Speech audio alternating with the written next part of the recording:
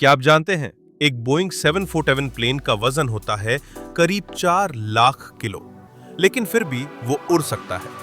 कैसे? सही डिजाइन, तेज इंजन्स और हवा के साथ खेलने का तरीका। आज हम जानेंगे कि आखिर एक हवाई जहाज जो हजारों किलो वजनी होता है वो हवा में उड़ कैसे जाता है। न सिर्फ ये उड़ता है बल्कि घंटों तक हवा में स्थिर रहता है। तो चलिए इसे हम वैज्ञानिक और तकनीकी दृष्टिकोण से समझते हैं। Basics of flight. एक हवाई जहाज को उड़ाने के लिए 4 मूलभूत फोर्सेस काम करते हैं: लिफ्ट, वेट, थ्रस्ट और ड्रैग। लिफ्ट वो बल है जो हवाई जहाज को जमीन से ऊपर उठाता है। ये बल प्लेन के विंग्स के ऊपर और नीचे से गुजरने वाली हवा की गति और दबाव में अंतर से उत्पन्न होता है। इसे हम बर्नौलीज प्रिंसिपल से समझ सकते हैं। जब हवाई जहाज तेजी से आगे बढ़ता है तो उसके विंग्स की अपर सरफेस पर हवा तेजी से बहती है, जिससे वहां लो प्रेशर बनता है। नीचे की सतह पर हवा धीमी होती है, यानी हाई प्रेशर।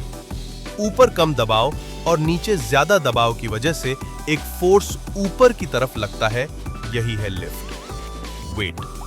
हर वस्तु की तरह हवाई जहाज पर भी पृथ्वी का गुरुत्वाकर्षण बल लगता है जो उसे नीचे खींचता है। इसे हम वेट कहते हैं। लिफ्ट तभी प्रभावी होगी जब वो इस वेट से ज्यादा हो। इसलिए टेक ऑफ के समय लिफ्ट को मैक्सिमम करने के लिए प्लेन को तेज गति दी जाती है। थ्रस्ट। थ्रस्ट वो बल है जो प्लेन को आगे की दिशा में धकेलता है। ये बल जेट इंजन्स या प्रोपेलर्स के जरिए उत्पन्न होता है। जेट इंजन हवा को तेजी से पीछे फेंकते हैं और न्यूटन्स थर्ड लॉ के अनुसार हवा प्लेन को आगे की तरफ धकेलती है। ड्रैग।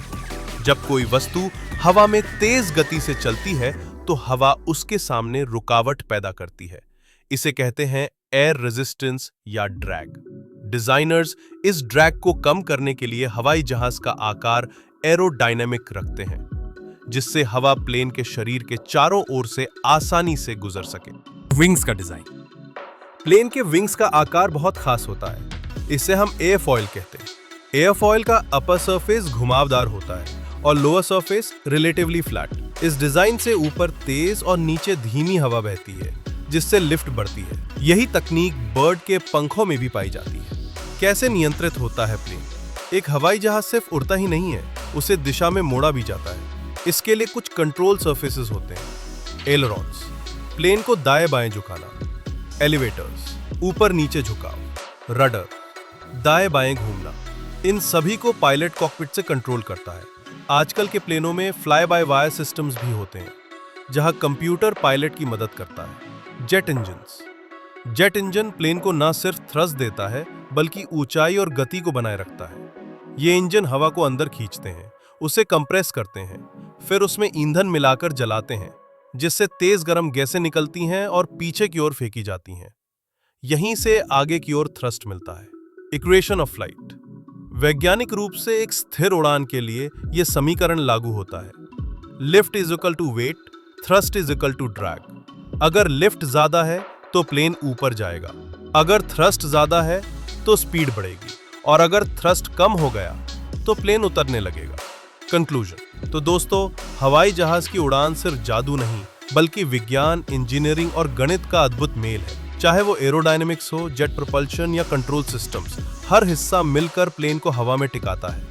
अगर आपको ये वीडियो जानकारीपूर्ण लगा हो तो इसे लाइक और शेयर जरूर करें, और ऐसी और टेक्निकल टॉपिक्स जानने के लिए हमारे चैनल शुगर को सब्सक्राइब करना ना भूलें।